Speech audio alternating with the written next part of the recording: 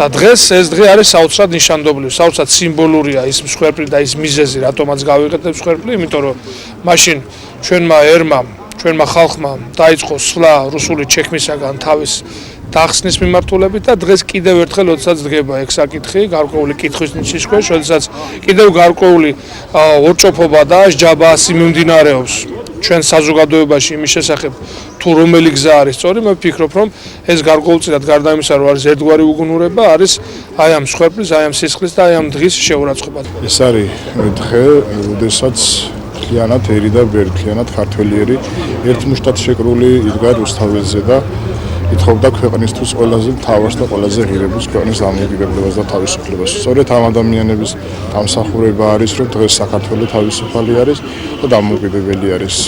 მადლობა გმირებს, დიდება გმირებს.